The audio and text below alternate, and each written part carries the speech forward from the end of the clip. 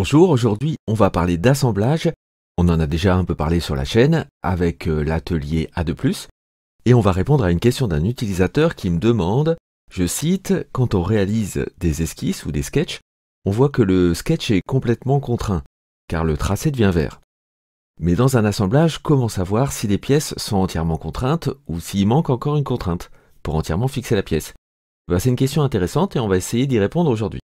Alors première étape, on va essayer de créer deux pièces qui vont nous permettre de créer l'assemblage. Je suis dans FreeCAD 0.21, je ferme la page de démarrage, je choisis ici Part Design pour créer mes deux pièces. J'utilise Nouveau pour créer une nouvelle pièce. Et on va créer une première pièce qui s'appelle Base. Donc pour ça, comme d'habitude, je vais choisir ici Créer une esquisse. Le logiciel me propose un des trois plans de référence. Je choisis celui-là. Je vais utiliser la fonction pour aller un petit peu vite. Ici, créer un rectangle. OK. Je m'approche du centre. On voit que le logiciel me propose d'être coïncident avec le point central. J'étire un peu mon rectangle. Clic droit pour sortir de la fonction créer un rectangle. Alors, si vous êtes débutant et que vous ne comprenez pas toutes les étapes que je suis en train de faire, pas de souci. Il y a des vidéos encore plus simples sur la chaîne. Ici, j'ai sélectionné le segment pour mettre une contrainte de longueur. Ici, je sélectionne cette fonction, contrainte de distance horizontale, puis ce segment. Et vous voyez, on me permet de mettre une contrainte. Alors, je vais mettre plutôt 40 mm. Et ici, clic droit pour sortir de la fonction. Je double-clique sur la cote. Je vais mettre plutôt 20 mm. Voilà.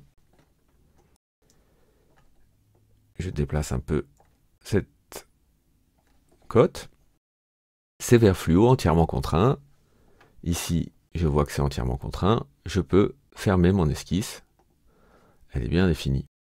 Donc comme je le disais, il y a d'autres vidéos sur la chaîne, notamment la série Bien démarrer avec FreeCAD, qui vous réexplique tout ça un peu plus en détail si vous êtes un vrai débutant qui n'avait jamais utilisé FreeCAD.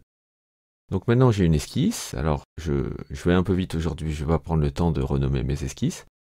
J'ai une esquisse, je vais enregistrer quand même mon modèle. Voilà, on va l'appeler base. Très bien. Je sélectionne esquisse, je demande une protrusion ici, vous voyez la petite fonction jaune ici, qui me permet d'ajouter de la matière, et on va choisir plutôt 20 mm. Ok, une hauteur de 20 mm. Voilà. Alors voilà, j'ai créé ma première fonction. Je vais rajouter, avant de créer ma deuxième pièce, une deuxième fonction. Je vais percer un trou ici, dans ce volume. Donc pour ça, je crée une nouvelle esquisse, sur le même plan que tout à l'heure, le plan XY. Voilà. Je vais utiliser ici la fonction vue de la section. Ça me permet de mieux visualiser l'esquisse que je vais tracer. Ici, je choisis la fonction créer un cercle. Je choisis le plan, le point central de mon cercle, et un deuxième point pour définir le rayon. Clic droit pour sortir de la fonction créer un cercle. On va positionner ce cercle, donc je sélectionne le point de référence ici, et le centre du cercle. Je vais mettre une cote de 20 mm. Ensuite, je sélectionne ce point à nouveau, et ce point de référence à nouveau. Les deux sont verts, vous voyez, ils sont sélectionnés. Et maintenant, je vais mettre une cote verticale de 10 mm. Voilà, c'est à peu près centré, c'est pas le plus important. Je vais définir le rayon, donc je sélectionne le cercle, ici, contrainte de rayon, et on va mettre 5 mm. Encore une fois, ce n'est qu'un exemple, les dimensions importent peu. Vous voyez que ici apparaît mon esquisse. Je vais maintenant demander une cavité, c'est-à-dire un enlèvement de matière. Donc je clique sur cette fonction, et le logiciel me propose une cavité de 5 mm de profondeur. Moi, je veux une cavité à travers tout. Ça semble ne pas marcher, tout simplement parce que il est en train d'essayer d'enlever de la matière dans le mauvais sens. Donc, je vais inverser. Et cette fois-ci, ça marche. Vous voyez, il m'a percé une cavité à travers tout. C'est bon. J'appuie sur OK pour sortir de la fonction. Voilà. Une fonction pour créer de la matière qui s'appelle pad, une fonction pour enlever de la matière qui s'appelle pocket. Je ne prends pas le temps de les renommer, mais j'enregistre. Et maintenant, on va créer la deuxième pièce. Alors, pour ça, je clique sur Nouveau. Je vais commencer par créer une esquisse. Je me mets cette fois dans le plan XZ. Je vais encore dessiner un rectangle. Voilà. Clic droit. Je sélectionne ce segment. Je lui mets une cote de 5 mm. Et ici, je sélectionne ce segment et je vais lui mettre une cote de, allez, 30 mm. Peu importe. Pas très important à ce stade. Je bouge un peu mes cotes pour qu'on puisse mieux voir. C'est vert fluo, entièrement contraint, je ferme. Voilà, je vais créer de la matière de manière un petit peu différente. Cette fois-ci, je sélectionne encore mon esquisse, mais je vais demander création de matière par révolution. Voilà. Vous voyez, il m'a fait tourner mon esquisse, là, qui était un rectangle, autour d'un axe. Alors, l'axe qui m'intéresse, il a bien choisi, mais je vais redéfinir que c'est bien l'axe Z. Hein. C'était pas très bien défini. En tout cas, j'étais pas sûr de comprendre l'axe qu'il avait utilisé. Là, c'est très clair, c'est l'axe Z, l'axe de mes coordonnées de référence. Hein. C'est OK pour moi. Voilà, je vais enregistrer aussi cette pièce. Sauvegarder cette pièce, donc on va l'appeler bouchon. Voilà. Je vais ajouter encore de la matière. Pour ça, je crée une nouvelle esquisse.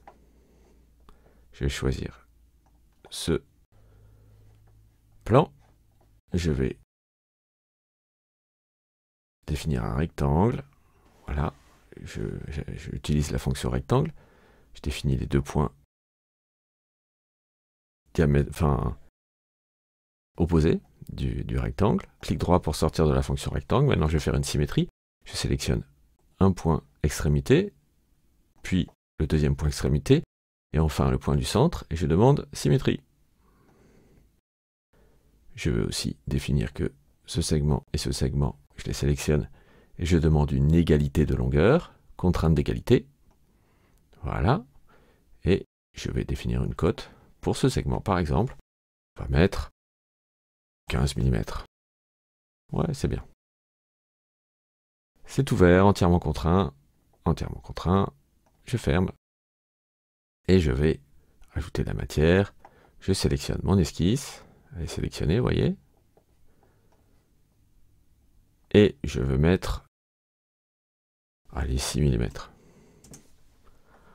Parce que ça me paraît bien. Voilà, j'ai une pièce extrêmement simple, mais ça suffit pour passer à l'étape suivante.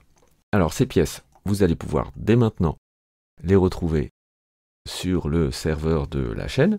Pour ça, il suffit de vous inscrire en bas là dans la description qui se trouve sous la vidéo. Vous allez pouvoir trouver un lien qui permet de vous inscrire et d'accéder aux pièces créées sur la chaîne. N'hésitez pas, vous allez recevoir un petit email pour vous permettre d'accéder à ces pièces. N'hésitez pas à chercher dans votre dossier spam. Voilà, il y a pas mal de gens qui me contactent pour me dire qu'ils n'arrivent pas à s'inscrire. En fait, vous êtes bien inscrit, mais le mail de confirmation n'arrive peut-être pas dans votre boîte principale, mais peut-être dérouté malheureusement vers la boîte spam. Donc n'hésitez pas à fouiller un petit peu. Vous serez récompensé, vous accéderez de tous les fichiers qu'on crée sur la chaîne. Voilà, j'ai donc deux pièces, on va essayer de les assembler. Donc pour ça, je vais créer une nouvelle pièce qui sera la pièce qui va recevoir l'assemblage. Ok, donc j'appuie sur Nouveau. J'enregistre cette pièce. On va l'appeler assemblage test.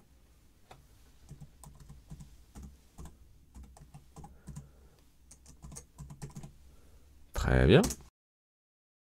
Et donc, dans assemblage, je vais importer mes deux pièces et essayer de tester une petite, tenter une petite expérience et de répondre à la question de l'utilisateur.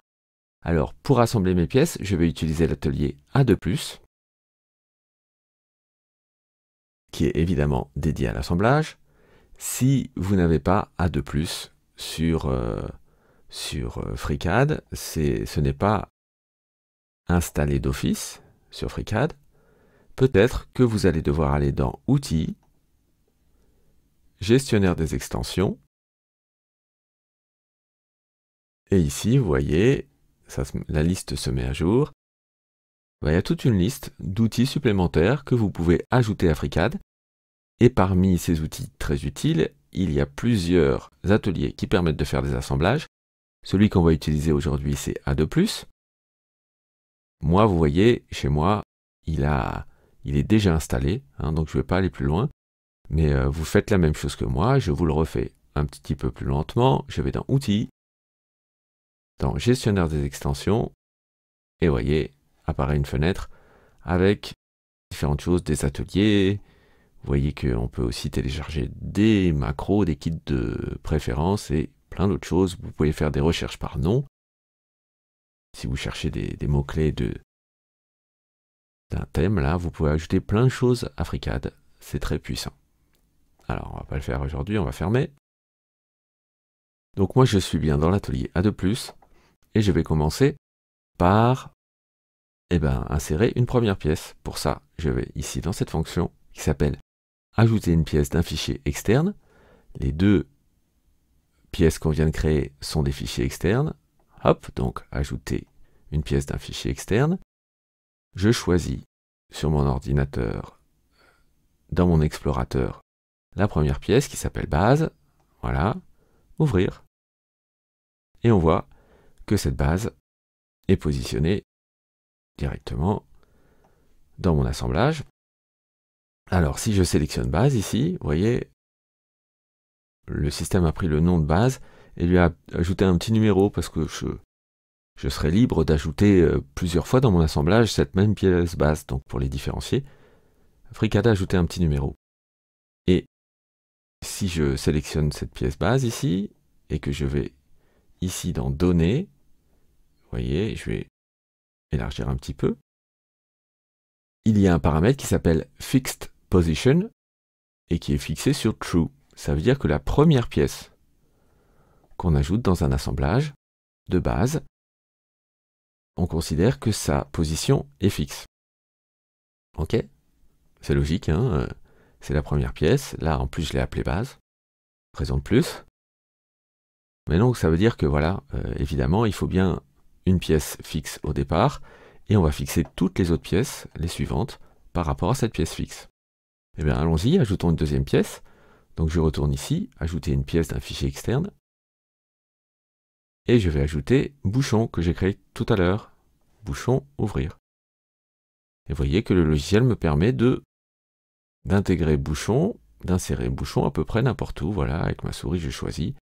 Pour l'instant, bouchon, je vais le mettre ici. Hein, et voilà, il est intégré, vous voyez, il est dans ma liste, ici.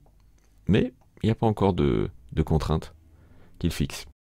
Alors, souvenez-vous, la question de l'utilisateur, c'était est-ce qu'il y a un moyen de savoir si les pièces dans mon assemblage sont entièrement contraintes ou pas?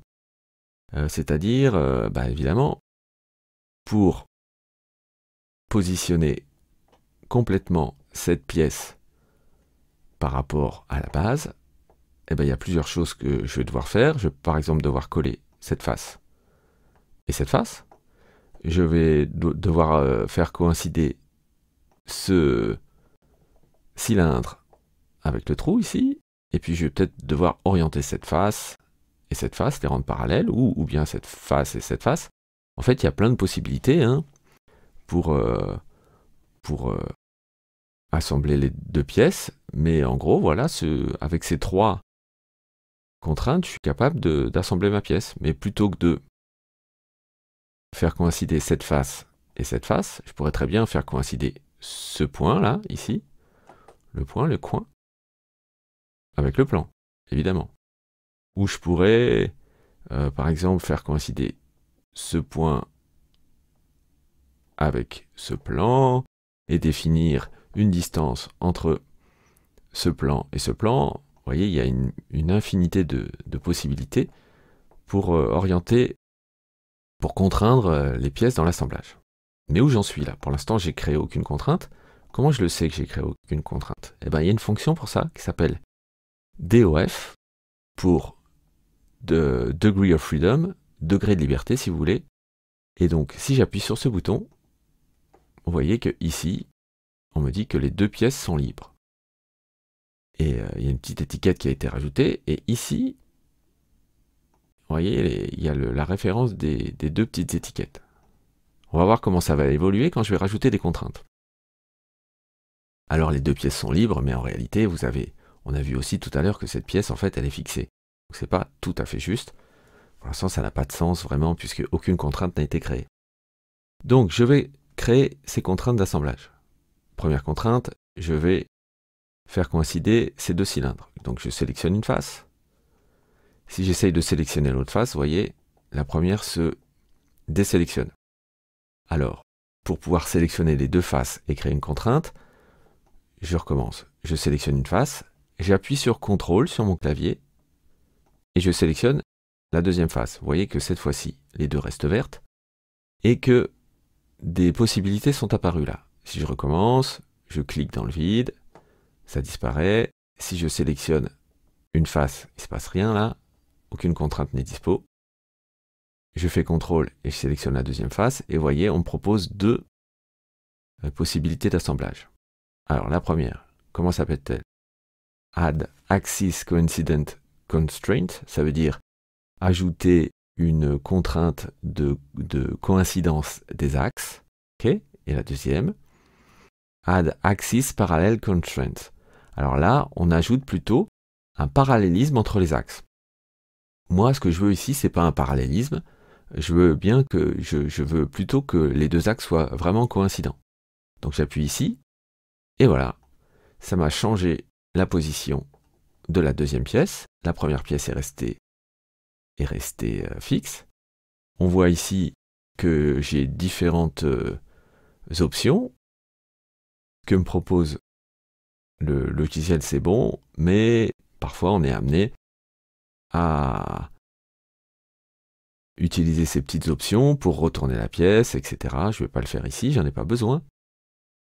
Mais ça peut être utile si, par exemple, peut-être que le logiciel aurait pu me mettre cette partie-là, la partie haute, de l'autre côté. Dans ces cas-là, j'aurais utilisé Flip Direction ou Toggle pour retourner la pièce. Donc là, ça me convient. J'appuie sur j'appuie sur Accept.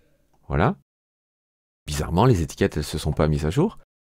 J'appuie à nouveau, ça m'enlève les étiquettes, et je rappuie une deuxième fois. Et vous voyez, il y a quelque chose de différent qui est apparu. Maintenant, la pièce base est bien considérée comme fixed, c'est-à-dire fixée en anglais. Hein, c'est comme on l'a vu ici. Hein. C'est la même chose que fixed position, c'est true, ok. Et on considère que cette pièce a 2 degrés de liberté. Quels sont ces degrés de liberté? Eh bien, maintenant qu'on est aligné avec ce cylindre, je peux encore faire tourner la tête là du bouchon sur son axe, et je peux aussi éloigner la tête du bouchon de cette face. Donc il reste 2 degrés de liberté. Vous voyez? Eh bien, on va essayer de continuer l'assemblage et voir ce que ça change sur les degrés de liberté. Je vais enlever les étiquettes. Hop, ça me les enlève ici et ici. Et je vais ajouter une contrainte ici. Je sélectionne ce plan. J'appuie sur CTRL. Je sélectionne ce plan. Vous voyez, les deux plans sont verts. Et j'ai des nouvelles possibilités là. Je peux choisir toutes ces options et je vais choisir en particulier celle-ci. Add Plane Coincident Constraint, ça veut dire que je vais ajouter une contrainte de coïncidence des plans. Voilà, et donc les deux plans sont maintenant coïncidents, sont bien alignés, j'accepte. Et voyons où on en est des degrés de liberté. J'appuie ici. Et on voit que il y a une pièce fixée. Et puis en jaune, là, c'est l'étiquette de cette pièce-là, qui est bien, à qui il reste 1 degré de liberté. Bah oui, parce que je peux encore, si je veux, tourner la tête de vis. Là, j'ai pas du tout contraint l'orientation de cette tête de bouchon, plutôt, par rapport à ce plan. On va le faire tout de suite. J'enlève les étiquettes, je sélectionne ce plan, je sélectionne ce plan, et vous voyez que là, j'ai plusieurs possibilités. On va changer un petit peu. On va utiliser cette contrainte qui s'appelle Add Angled Plane Constraint. Vous voyez. Et là, pour l'instant, les 2 plans sont considérés comme étant à 180 degrés. Moi, je vais changer un petit peu. On va mettre 45 par exemple. Voyons ce que ça donne. Et voilà, ça change l'orientation. Ok, j'accepte.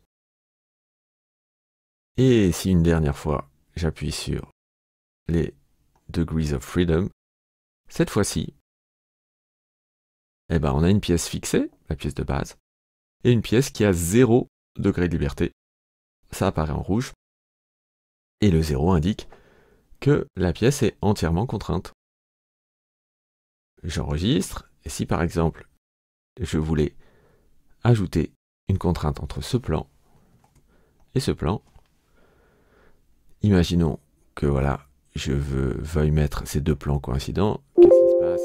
Ah, il y a un problème. Vous voyez, on me détecte un problème ici, parce qu'on ne peut pas avoir un angle de 45 degrés entre ces 2 plans, et en plus, faire en sorte que ces 2 plans soient coïncidents. Donc là, le logiciel me demande de quitter et supprimer la nouvelle contrainte. Voilà. Évidemment, une fois que les 2 pièces sont entièrement contraintes, il n'est pas possible de rajouter des contraintes. Et voilà, on a répondu à la question de notre utilisateur. Dans quelques temps, dans quelques jours, paire de semaines maximum, on réutilisera ces 2 pièces pour répondre à une autre question sur les assemblages.